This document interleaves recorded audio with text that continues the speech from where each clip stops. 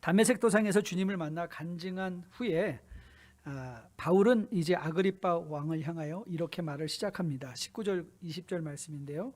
아그리빠 왕이여, 그러므로 하늘에서 보이신 것을 내가 거스르지 아니하고 먼저 다메섹과 예루살렘에 있는 사람과 유대 온 땅과 이방인에게까지 회개하고 하나님께로 돌아와서 회개에 합당한 일을 하라 전함으로. 특별히 19절 말씀은요, 이중 부정의 표현입니다. 이중 부정, 그러니까 무언가를 두 번 부정할 때는 긍정이 되어버리잖아요. 그 이중 부정을 하는 이유는 강조하기 위함이죠. 그래서 영어 성경을 보면 이렇게 기록이 되어 있습니다.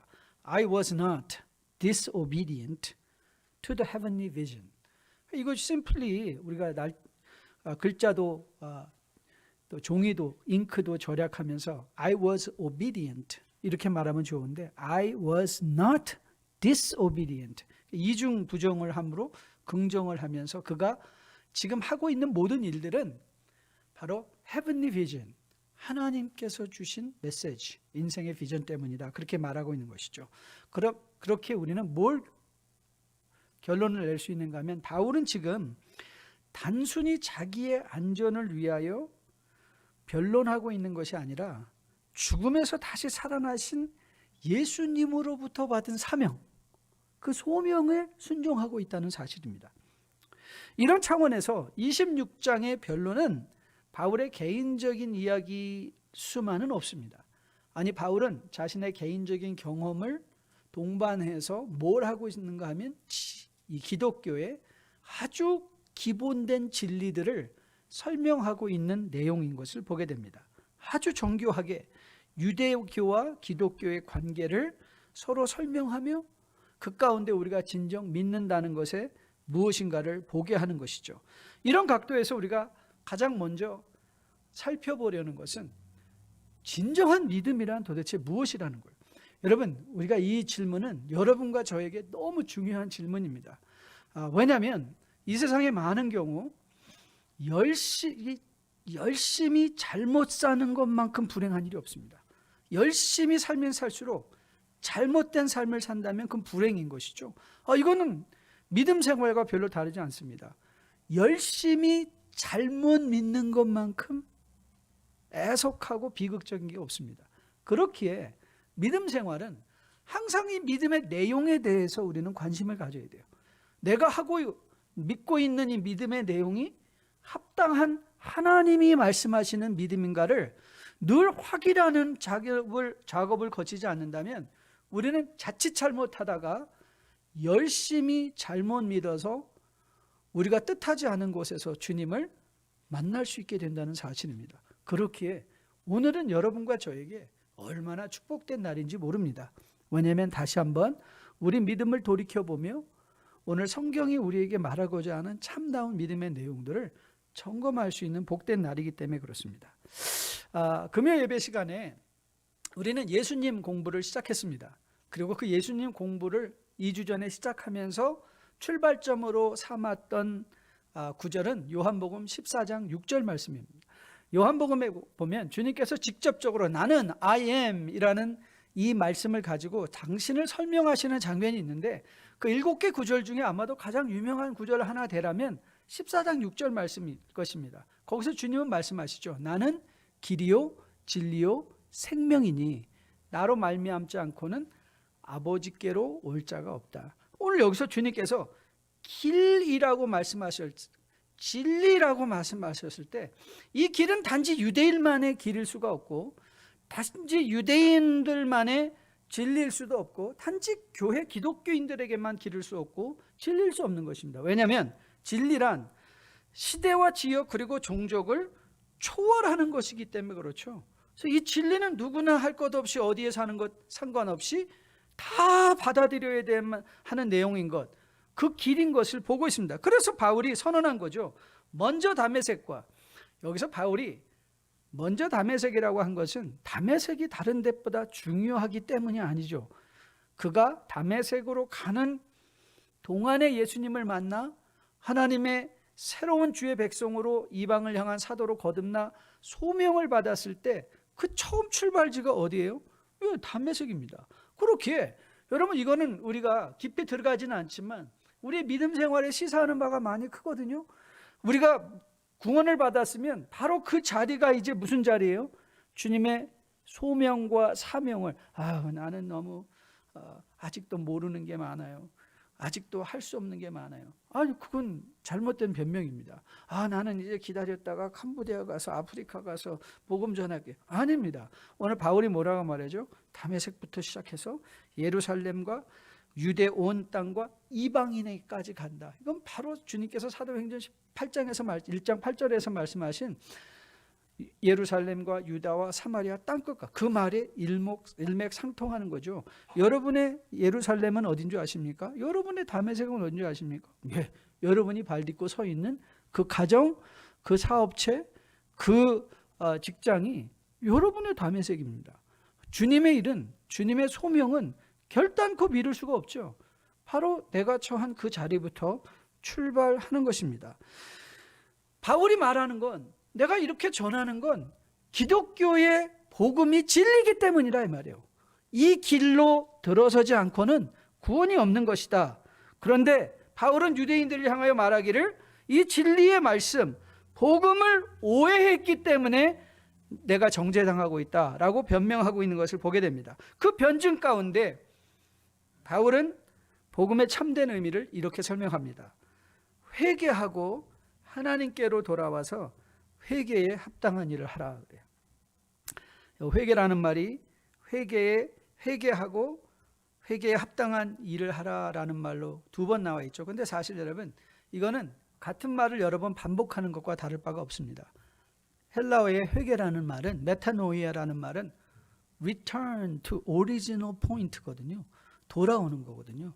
그래서 사실은 회개하라, 돌아오라는 같은 말인 거예요. 돌아오라, 하나님께로 돌아와서 합당한 열매를 맺으라. 합당한 열매를 맺으라. 이 복음의 핵심은요, 하나님께로 돌아가는 거예요.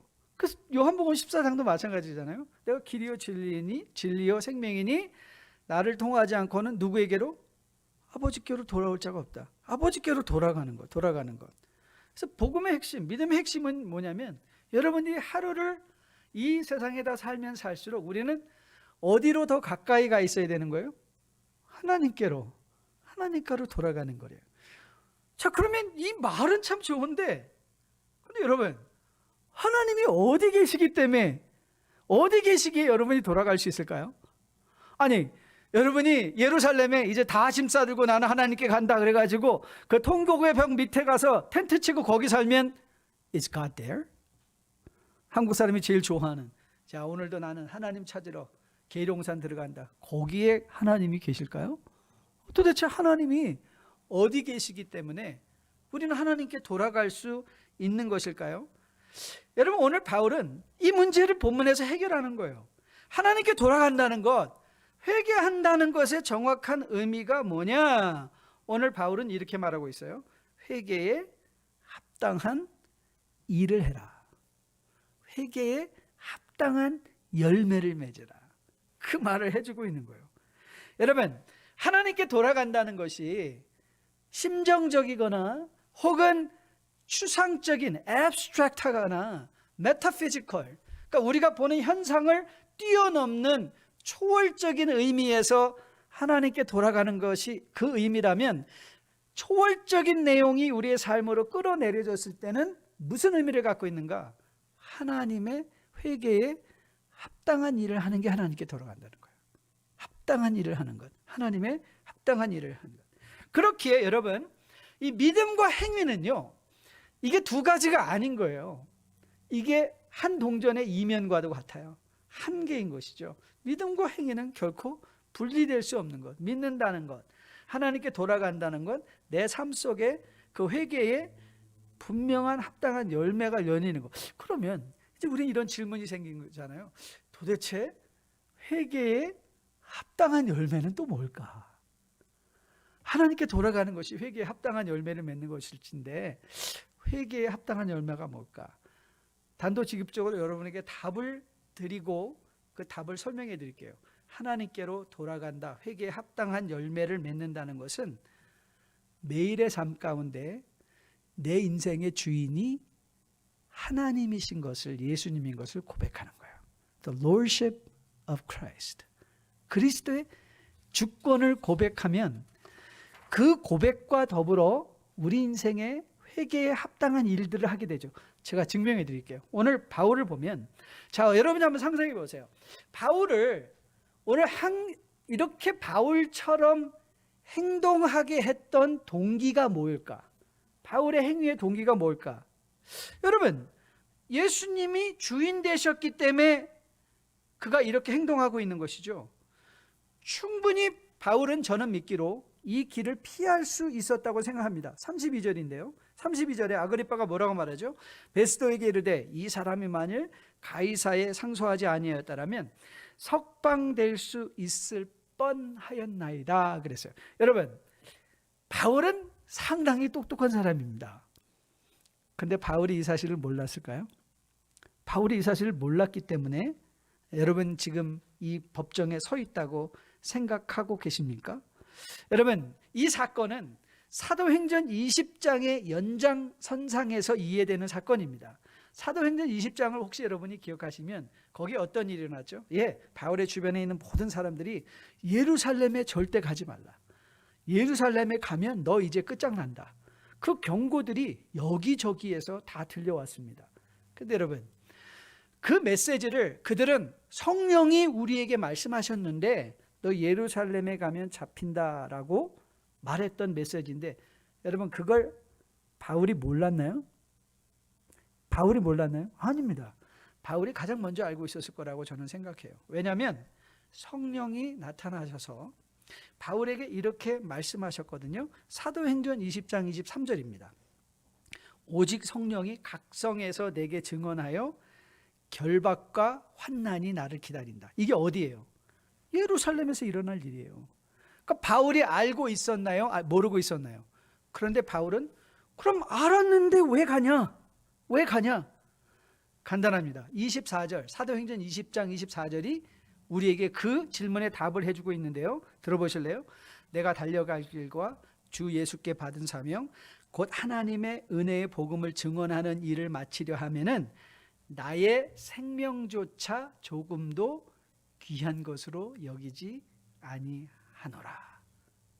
여러분, 그가 예루살렘에 가면 안전하냐 안 하냐가 바울의 행동의 동기가 되었던 게 아니라 주님께 받은 소명을 순종할 것이냐 아닐 거냐가 문제였던 거예요. 그게 동기예요. 나는 순종한다.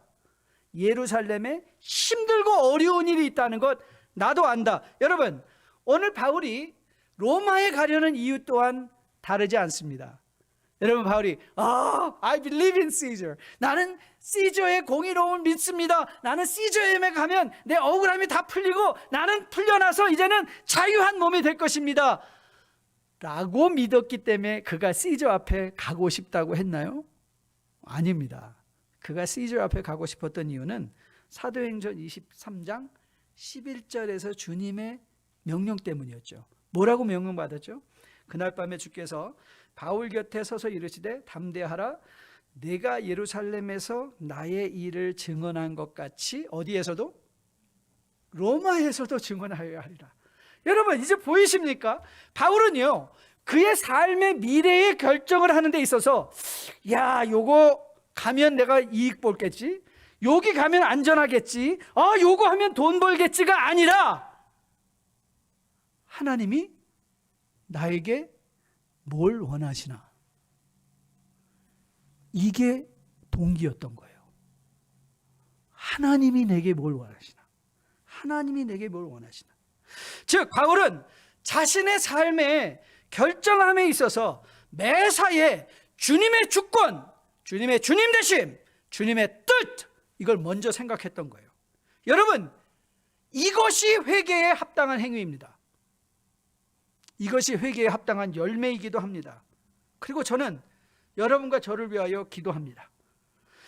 여러분과 저도 죄인된 우리를 기꺼이 사랑으로 구원해 주신 하나님께로 우리가 계속 돌아가고 있는데, 저는 여러분이 매일의 삶의 현실 속에서 그리스도가 여러분의 인생에, 우리의 인생의 주인이심을, 하나님의 주권을 선포하는 선언으로, 결단으로 회개에 합당한 열매를 드러낼 수 있게 되기를 주님의 이름으로 축복드립니다. 여러분, 그렇다고 바울이 당신들도 다 나처럼 고생하며 감옥 가십시오 라고 권면하지 않습니다. 오늘 본문을 보세요. 29절인데요. 이렇게 바울이 말합니다. 바울이 이르되 말이 적으나 많으나 당신뿐만 아니라 오늘 내 말을 듣는 모든 사람도 다 이렇게 결박된 것 외에는 나와 같이 되기를 하나님께 원하나이다. 그러니까 바울은 여러분과 저를 위해서 기도할 때, 하나님, 이들은 이런 죄인의 신분으로 이렇게 가지 않는 상황이 오기를 원합니다. 그렇게 기도하고 있어요. 그러니까 즉 다시 말하면요, 여러분, 이런 급박한 이런 극단적인 상황 속에서 하나님의 뜻을 따른다는 것이 아니라 바울은 여러분과 저를 위해서 이렇게 기도하는 것이죠. 매일 아주 작은 일부터 하나님의 주권을 인정하는 가운데 나의 삶의 결정들이 내 감정이나 내 물질적 이익이 아니라 우리에게 분명하게 교훈해 주신 하나님의 뜻에 순종하는 순종함이 되게 도와주세요. 여러분, 여러분이 하루에도 수십 건의 결정과 선택을 하죠. 뭘 먹을까? 뭘 살까? 뭘 갈까? 어딜 갈까? 뭘 입을까? 무슨 말을 할까?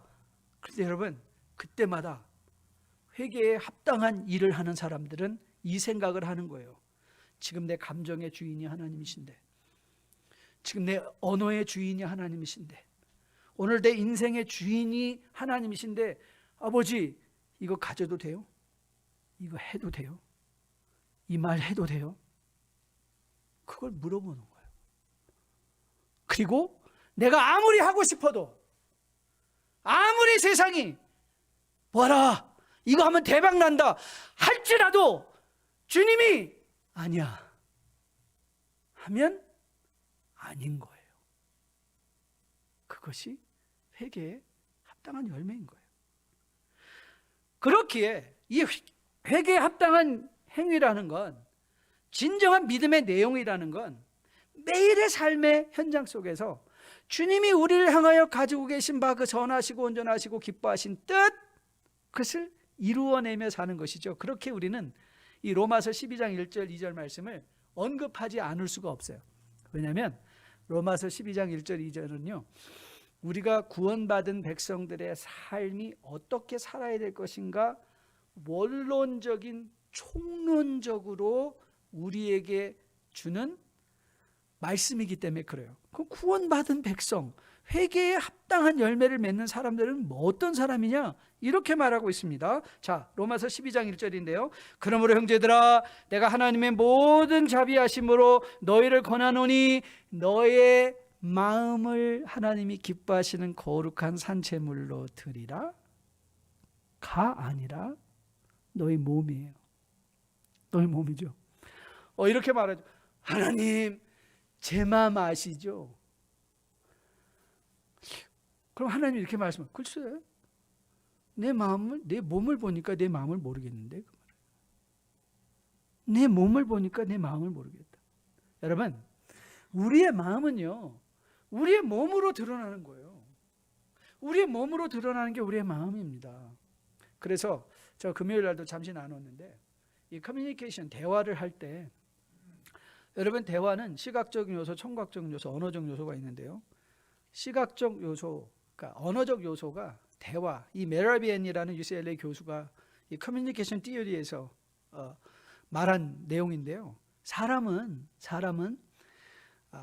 누군가 대화할 때 말로 그 대화의 내용을 이해하는 건 말은 20%밖에 안 된다는 거예요.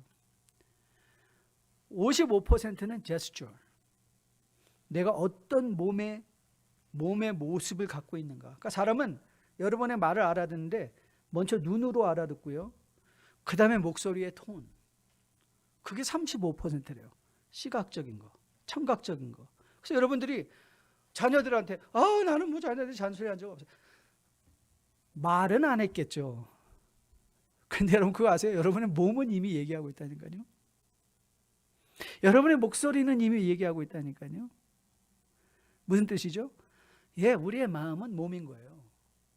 몸에서 하나님을 향한 합당한 회개의 일들, 주님이 받으실 만한 거룩한 산제물의 삶이 드려지지 않는다면 그 마음은 가짜 마음인 거예요.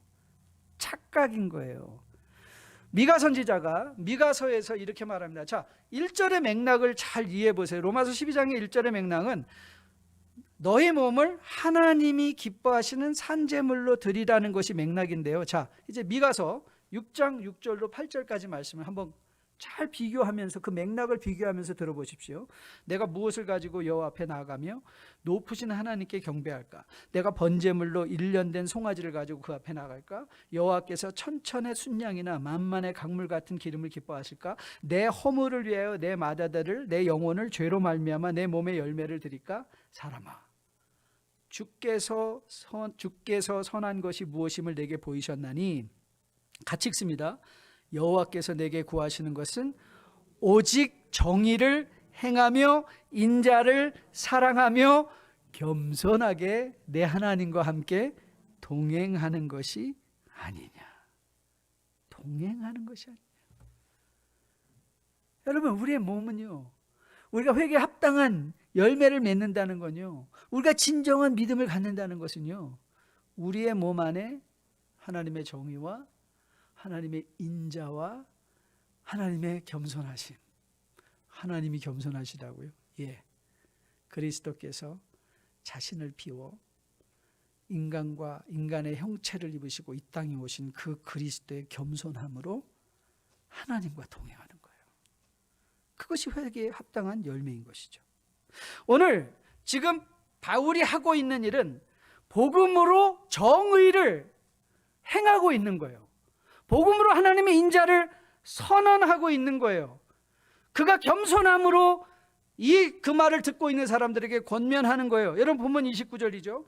바울이 이르되 말이 적으나 많으나 당신뿐만 아니라 오늘 내 말을 듣는 모든 사람도 다 이렇게 결박된 것 외에는 나와 같이 되기를 하나님께 원하나이다 하니라. 여러분, 지금 바울은 어떤 삶을 살고 있나요? 그의 선택 가운데 주님이 주인이시기에 예루살렘을 향하여, 로마를 향하여 기꺼이 움직이기를 거절치 아니하고 순종하는 가운데 오늘 이 자리에 서서 복음을 선언하고 있는 하나님의 거룩한 산제물의 삶을 살고 있는 것을 보게 됩니다. 저는 여러분과 저에게도 이 하나님의 주권 되심, 주인 되심, 이 예수 그리스도의 주권을 여러분들이 인정하며 매일의 삶의 선택 가운데 오늘 내 기분, 오늘 내 욕심, 내 마음의 감정이 아니라 오늘 주님은 나에게 무엇을 말씀하고 계신가? 오늘 주님은 나에게 무엇을 명령하고 계신가? 주님, 저는 지금 기뻐할 일 아무것도 없습니다. 저는 너무 절망스럽습니다. 저는 너무 힘듭니다. 저는 지금 실패했습니다. 하지만 항상 기뻐하라.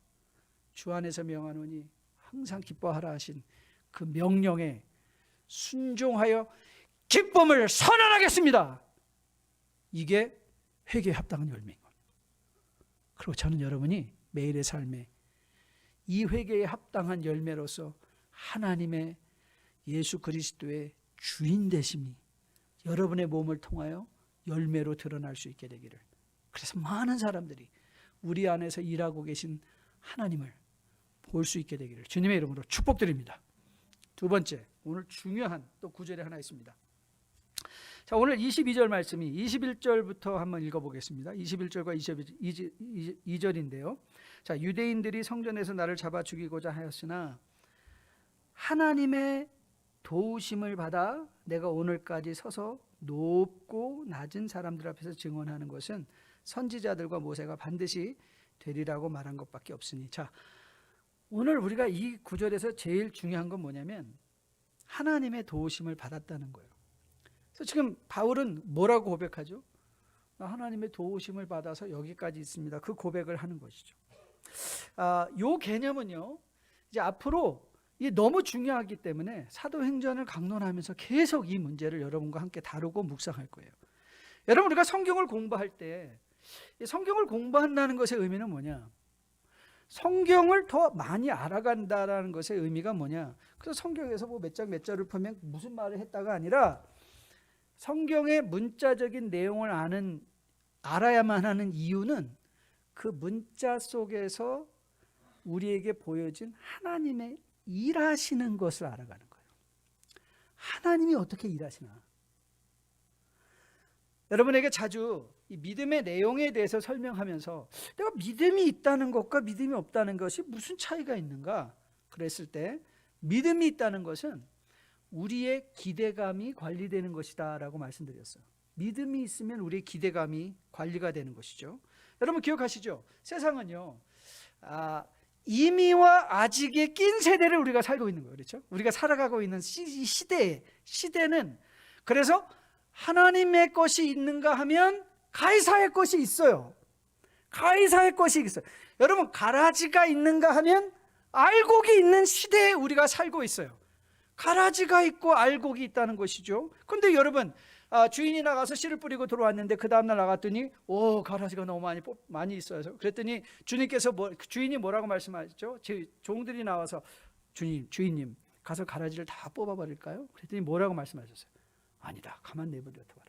혹시 너희가 알곡까지도 해야 할 바 무서우니 추수 때까지 나 그대로 두어라. 추수 때가 되면 내가 다 거두어서 가라지는 불에 태워. 그렇죠? 알곡은 하나님의 나라로 내가 구별하리라. 그 약속하셨잖아요. 그러니까 여러분 지금 우리가 살아가고 있는 시대는요, 하나님의 것이 있는가 하면 가라지의 것. 여러분 가라지의 것은 누가 통치하죠? 어둠의 공중권세 잡은 자들의 영향력 아래에 있는 것이죠. 그렇기에 세상에서 성도가 결단코 피할 수 없는 것은요, 전혀 의도하지 않았던 바 세상의 어려움이에요. 피할 수가 없어요. 왜냐하면 세상 가이사의 것을 통치하는 무리들이 결단코 하나님의 것을 좋아하지 않는 무리들이기 때문에 그래요. 가라지들이 있기 때문에 그래요. 그렇다면 자, 오늘 이제 바울로 다시 돌아와 볼게요. 바울이 뭐라고 고백했죠? 나는 지금 하나님의 도우심을 받아 여기 있다 그랬어요. 여러분 우리 생각해 보세요. 우리가 하나님의 도우심을 받았습니다라고 여러분이 흔히 들었던 간증은 뭐죠? 제가 정말 힘들고 어려워서 정말 한 푼도 없었는데 지금 하나님의 도움을 받아서 I am rich. 나 돈 많습니다. 우리 애들이 공부도 별로 못하는, 머리도 안 좋았는데 하나님의 도우심을 받아서 명문대학에 갔습니다. 뜻하지 않게 복권을 샀는데 하나님의 도우심을 받아서 복권이 당첨됐습니다. 근데 오늘 바울은 무슨 말을 하는 줄 아세요? 하나님의 도움을 받아서 나 오늘 죄인입니다. 당신에게 신문 받고 있습니다. 이 말이에요. 여러분 하나님의 도움을 받았는데요, 24절을 보니까 재밌습니다. 24절에 베스도가 이제 바울을 향하여 크게 소리치죠. 바울아, 내가 미쳤도다. 내 많은 학문이 너를 미치게 한다. 하나님의 도우심을 받았는데요, 세상 사람들이 그에게 뭐라고 말하죠? 이 미친놈.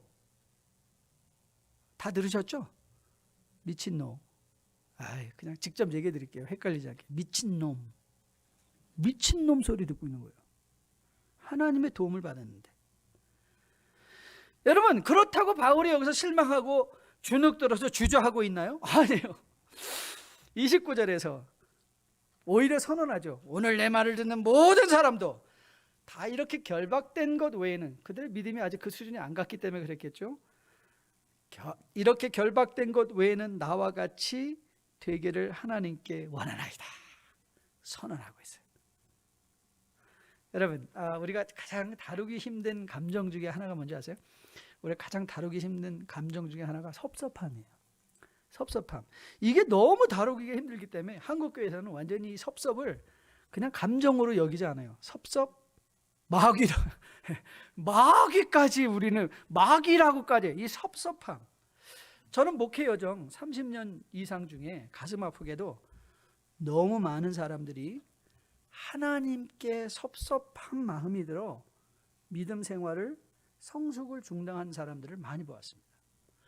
근데 그게 왜 아쉽냐면 그들의 섭섭함이 전혀 unwarranted, 성경이 말하는 정당한 이유가 아니라는 거예요. 하나님 앞에 섭섭하다. 여러분, 하나님 앞에 섭섭하다라고 할 때 하나님 어쩌면 이러실 수가 있어요, 나한테. 그거 아니에요? 어쩜 이러실 수가 있어요. 근데 그 이러실 수 있는 이유의 대부분은 뭐죠? 왜 나 뜻대로 안 해주세요 아니에요? 왜 내게 좋은 일 일어나지 않게 해주세요? 그 일 아닙니까? 그래서 우리는 하나님 앞에 섭섭하지 않던가요? 여러분, 우리 보세요. 우리 주변에 많은 사람들이 믿을 때, 아니 난 당신이, 저 인간이, 아니 믿는 사람이라고, 아니 장로가, 아니 권사가, 나 너무 실망했어요. 나를 이렇게 섭섭하게 하다니. 믿음을 떠나버려요. 여러분, 아까도 말씀드렸죠. 성경을 공부하고 성경을 안다는 건 무슨 미가서가 몇 위에 있다는 걸 아는 것 외에도 더 중요한 건 하나님의 일하시는 것을 안다는 것이죠. 하나님이 아브라함에게 어떻게 일하셨는가? 하나님이 이삭과 야곱에게 어떻게 일하셨는가? 하나님은 요셉에게 어떻게 일하셨는가? 하나님은 모세에게 어떻게 일하셨는가? 하나님은 수도 없이 많은 그 구약의 인물들과 어떻게 일하셨는가? 예수 그리스도는 제자들과 어떻게 일하셨는가? 오늘 하나님은 성령을 통하여 바울에게 어떻게 일하셨는가? 그러면 바울에게 일하셨던 하나님이 바로 나와 함께 일하시는 하나님을 알게 되죠. 그럼 여러분 보세요. 요셉은 언제 형통하다고 얘기를 했죠? 노예일 때. 요셉은 언제 형통하다고 얘기했죠? 감옥에 있을 때. 바울은 오늘 나는 지금 형통한 사람입니다. 그 말 하는 거예요. 왜요? 나는 하나님의 도우심을 받았습니다. 근데 그가 지금 어디 있나요? 죄인의 자리에 서 있는 거예요. 모든 사람들에게 조소를 받고 있는 자리에 서 있는 거예요. 여러분, 믿음을 가져도 세상에서 어려운 일 당할 수 있습니다. 선한 의도를 가지고 섬겨도 여러분 오해받을 수 있습니다. 내가 노력한 만큼 대가를 얻지 못합니다. 아침에 일찍 일어나는 새가 지렁이를 혹 잡을 수는 있지만 아침에 일찍 일어나기 때문에 잡아먹일 수도 있습니다. 그게 세상입니다. 하지만 성도는 이 모든 일 가운데 안심합니다. 왜요? 왜 안심하죠? 모든 일을 합력하여 선을 이루신 이 하나님께서 결국 아브라함을 아브라함 되게 하셨고 야곱을 야곱 되게 하셨고 이삭을 이삭 되게 하셨고 모세를 모세 되게 하셨으며 바울을 바울 되게 하셨기에 여러분과 저도 하나님의 사람들로 세워지게 될 것이기 때문에 그렇습니다. 우리가 안심하는 이유는 우리가 미래에 대한 소망으로 오늘보다 내일이 여러분 기대하십시오. I'll be far better next year. 저는요 오늘보다 내일이 훨씬 더 좋을 것입니다. 하나님을 아는 일에, 하나님을 섬기는 일에, 하나님을 누리는 일에 I will be better. Why? 왜 그러냐고요? 제가 능력이 있어서요? 아니요. 하나님은 그렇게 일하시기 때문에 그래요. 하나님이 여러분과 인생에, 저의 인생에 모든 일을 합력하여 선을 이루시죠.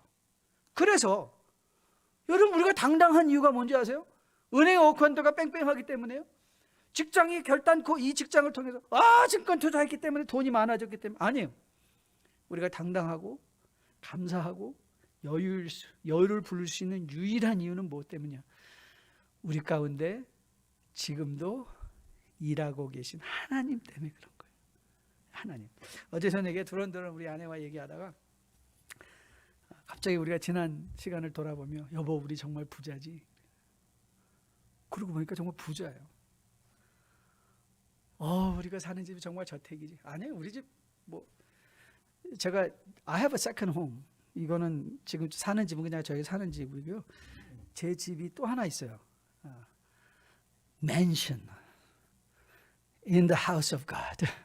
하나님의 집에 맨션이 있는데요. 근데 우리는 어제 두런두런 얘기를 나누면서 너무 감사했어요. 내일은 더 좋아질 거야. 왜 더 좋아지죠? 하나님이 일하시니까. 제가 요즘 성경 읽는 게 너무 재밌어졌어요. 근데 성경이 다 이해되기 때문은 아니에요. 너무 이해되지 않는 게 많은데도요, 막 후회가 돼요. 이전에 더 많이 읽어 놓아야 할 걸. 더 많이 하나님 말씀을 읽을 거. 왜냐면요, 계속해서 성경이 확인시켜 주는 게 뭐냐면 하나님이 일하시고 계시다. 내 인생에 일하시고 계시다. 이 교회에 일하시고 계시다. 이 코로나 바이러스 시대에 하나님이 일하고 계시다. 여러분, 이 하나님을 아는 사람이야 유일하게 이 고백을 할 수 있는 것이죠. 하늘이 무너져도 솟아날 구멍이 있다라고 말할 수 있는 사람은 저는 유일하게 기독교인이라고 믿어요. 왜냐요? 왜 그럴까요? 하나님이 일하시니까. 하나님이 일하시니까. 하늘을 만드신 분인데 하늘이 무너졌다 한들 그걸 못 세우시겠어요? 세우시죠. 여러분, 오늘 바울이 아그리빠 왕에게 하는 말을 한번 다시 들어보십시오. 27절인데요. 아그리빠 왕이요, 선지자를 믿으시나이까? 믿는 줄 아나이다 라고 그래요. 여러분 보세요. 이게 주눅든 사람의 모습인가요? 죄인의 고백이라고 해서 여러분 생각되세요? 아니에요. 당당함입니다. 여러분, 바울은 감옥에서 나가려고 어떻게든 감옥에서 빨리 나가야지 하지 않습니다. 아니, 그 자리에서 그는 여유가 있습니다. 여러분, 이 가이사랴에서 2년 동안 그 머문다는 건 어쩌면 정상인이라면 미치고 팔짝 뛸 일입니다. 내가 지금 가서 하나님 이게 무슨 일이야? 내가 할 일이 얼마나 많은데. 근데 하나님이 가이사랴의 2년을 그냥 꽉 잡아두세요. 그거 뭐 했는지도 누가는 거기서 기록도 안 해요. 근데 여러분, 바울이 우리에게 뭘 교훈하고 있죠? 회개에 합당한 열매를 맺는 사람들은요, 하나님이 앉으라 하면 앉고 가라 하면 가고 걷어가시면 주신 이도 하나님이시오, 걷어간 이도 하나님이시오. 삶을 조절하고, 그렇죠?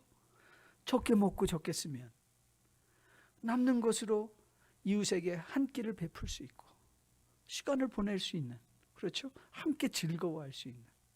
그런데 걷어가시면 또 걷어간 자리에서 없으면 없는 대로 살 수 있고, 나는 빈에 처할 줄도 알고 부에 처할 줄도 아는, 가난할 줄도 알고 부할 줄도 알고, 감옥에 있을 줄도 알고 감옥에서도 하나님을 찬양할 수 있고, 교회에서도 하나님을 찬양할 수 있고, 직장에서도 하나님을 찬양할 수 있고, 어떤 상황에서도 하나님을 즐거워할 수 있는 자리까지 나가는 것이죠. 오늘 본문의 가장 비극적인 내용이 30절과 31절 말씀이라고 생각해요. 30절 말씀 보면 이렇게 기록이 되어 있죠. 왕과 총독과 버니게와 그 함께 앉은 사람들이 다 일어나서 뭐 했다고요? 물러가서. 저는 이게 제일 비극이라고 생각해요. 여러분 기억하시죠? 바둑이 상급이면 훈수는 몇 단? 훈수는 1단이에요. 여러분이 만일 이제 버니게와 베스도와 아그리빠 왕에게 여러분이 훈수를 하나 둔다고 생각해 보세요. 여러분 뭐라고 훈수 두겠어요? 여러분이 둘 훈수는 뭐예요? 물러가지 마세요. 예수 믿으세요. 그게 당신 인생의 가장 좋은 결정이 될 것입니다. 그 말 아닙니까? 여러분, 오늘 성령은 여러분과 저에게 권면합니다. 물러서지 마세요. 물러서지 마세요. 여러분, 하나님의 뜻을 이루고자 하는 일에 물러서지 마세요.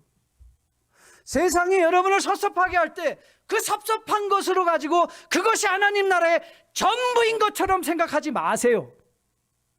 여러분의 주변에, 어느 교회 안에 여러분을 실망시키게 하고 섭섭해하는 사람이 있습니까? 그럼 이렇게 생각해요. 가라지인가? 그럼 가라지라면 하나님이 마지막 때에 뽑으셔서 불사르시겠지. 걱정할 게 없잖아. 그리고 내가 살아야 될 알곡의 삶을 살면 되잖아요. 왜 가라지 때문에 요동해서 나 믿어 그러고 왜 나가냔 말이에요. 그게 바로 사단의 무기인데, 그게 하나님의 세상의 것들이 우리에게 하는 것인데 왜 우리가 망하기 때문에 믿음을 버려야 되냐고요. 아니 사업에 실패할 수도 있고 성공할 수도 있는 게 세상살이 아닙니까? 돈을 벌 수도 있고 잃을 수도 있는 것 아닙니까? 건강할 수도 있고 건강하지 않을 수도 있는 것 아닙니까? 우리가 아직 이 피조물 신음하는 세상 속에 살고 있는데 왜 내가 아프다고 예수님을 거절해야 돼요? 왜 내가 가난하다고 예수님을 거절해야 돼요? 왜 내가 사업에서 좀 망했다고 하나님을 떠나야 되나요? 아니에요. 하나님은 바울이 감옥에 있을 때도 역사하셨고요, 소리 높여 복음을 전할 때도 역사하고 계셨고, 하나님은요 요셉이 감옥에 있을 때도 역사하셨고 애굽의 총리일 때도 역사하셨고, 하나님은요 다윗이 아둘람 동굴 속에 있을 때도 역사하셨고 보좌에 앉아 왕의 자리에 있을 때도 역사하셨고, 결국 모든 것을 합력하여 선을 이루어 가시며 오늘도 여러분의 인생 속에 하나님이 일하시고 저의 인생 속에 일하시고 실패 가운데 일하시고 성공 가운데 일하시고, 그러나 결과적으로 모든 걸 합력하여 하나님을 누릴 수 있는 그 자리까지 인도해 가시는 하나님이신 것을 믿습니다. 저는 이 하나님의 주권을 여러분이 오늘 마음으로 다시 한번 인정하고, 하나님 이제 일주일 동안 내가 살아낼 삶의 매일의 현장 속에서 하나님 가르쳐 주세요. 성령의 역사하심으로 인도함 받게 도와주세요. 나의 욕심이 아니라 나를 향한 하나님의 비전을 가지고 살아내게 도와주세요. 이런 결심과 결단으로 세상에 하나님의 일하심을 알기에 이제는 섭섭함 이게 아니라 하나님이 나에게 주신 소명을 이루어가며 그것이 기쁨이 되어 감사가 되어 살아낼 수 있는 우리 모두 되기를 주님의 이름으로 축복드립니다. 다 함께 나서 마지막 찬양하려고 하는데요, 이 찬양 오랜만에 불러보시는 분들 계실 것 같아요. 낮의 해처럼 밤의 달처럼 그렇게 살 수 없을까? 욕심도 없이 어두운 세상을 비추어 온전히 남을 위해 살듯이. 여러분 이건 자조의 찬양 아닙니다. 아유 어차피 우리는 이렇게 못 살 거잖아가 아니에요. 오늘 하나님 말씀하세요. 충분히 살 수 있다. 충분히 할 수 있다. 왜요? 하나님이 일하시니까. 우리의 매일의 선택을 하나님께 올려드리고 이제 이것이 자조의 찬양이 아니라 선포의 찬양이 되었으면 참 좋겠어요. 이렇게 살겠습니다. 이렇게 하겠습니다. 결단하는 마음으로 함께 찬양해 볼까요?